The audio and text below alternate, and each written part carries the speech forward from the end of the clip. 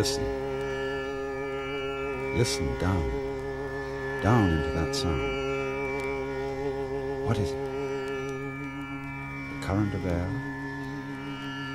Vibrating vocal cords? Your own eardrums? Something running in your head? It's all of these, but go still deeper. This sound is you vibrating. And who are you? Don't give me your name, address, and occupation. You know that's just a mask, a front, a big act. Who puts it on?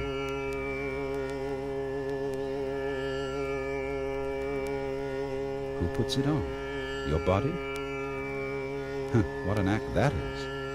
And who puts that on? Your father and mother? Did they put you on? Come off it. You know very well who you are, but you won't admit it. Deep in there in the middle of your heart, you know it. You've always been around, and always will be. And the you in you is the same as the you in me. You're not some sort of tourist just visiting in this world for a short time. You belong here, like the apple on the tree. And as the apple is the energy of the tree, you, yes, you are the energy of the world. You don't know who you are, do you? You can't really get at yourself, just as the fingertip can't touch itself and the teeth can't bite themselves. And that's because you, the far in you, is what we call Brahman, the self of the universe, the which than which there is no witcher, the heart and foundation of all that's going on. You think you're going to die someday. Yes, that's because every now and then you have to go off so that you can know you're on.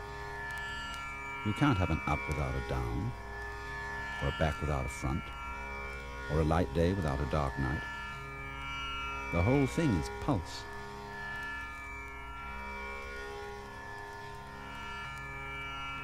So what are you doing, Brahman?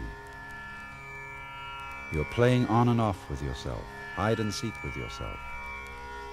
You're just passing eternal time with adventure. You forget who you are, really.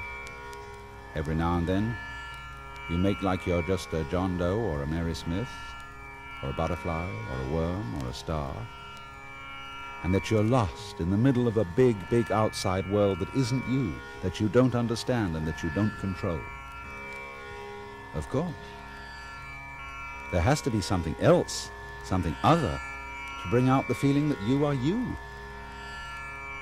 And so that you can feel really you, that outside world has to feel really strange, different, weird.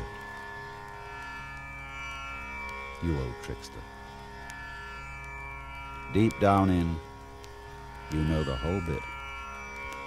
And therefore what you want is a surprise.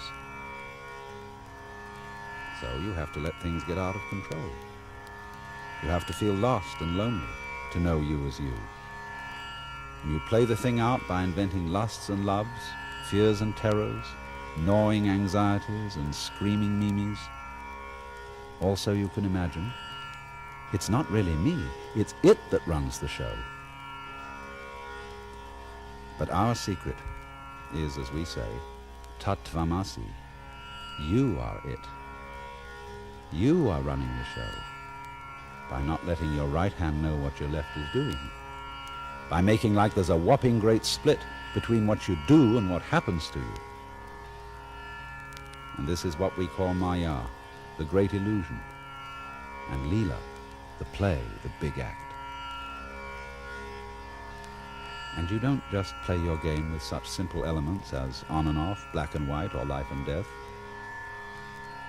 To seem as real can be, this world that you are playing must be so complicated that you can't figure it out.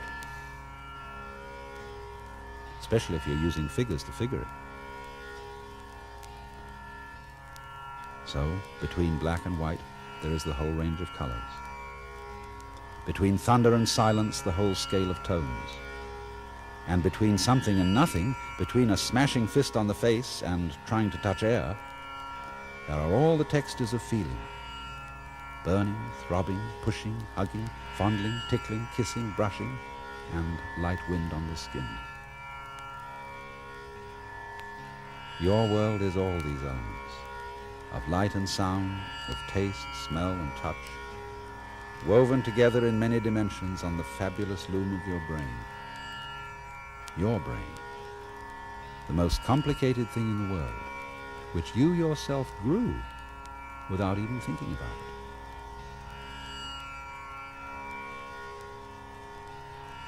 You have always been alone. For you, I, the self, is simply what there is and all that there is. All of us are rays from one center, tits on one sow, sounds on one flute. Forever and ever. But it doesn't get monotonous, boring, because we keep forgetting it. We keep the ons on by putting offs between them. How big is it? And how long is on? And how long off? Don't take these figures literally, for their purpose is just to give an idea of vastness. We say that man, human life, is a dance that lasts for 4,320,000 years. And of course there are all sorts of other dances going on at the same time with their own rhythms. Star dances, rock dances, fish dances, insect dances, plant dances, and strange animal scenes like crocodile dances, elephant dances. The human dance runs for 4,320,000 years, a span of time that we call a kalpa. Before it begins and after it ends, there is always another kalpa, or off period of rest, during which the self is simply the self, and doesn't pretend to be this me or that you. We call this rest period the pralaya. Peace, uninvolvement, pure bliss.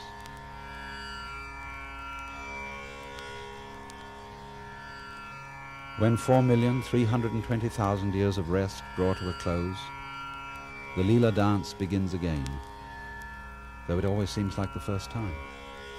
Every day is today. And then through many centuries, through many pulses of waking and sleeping, life and death, you stretch your world out through a span of time that varies in mood like the rainbow, running from purple to red, from royal delight to destruction and fire.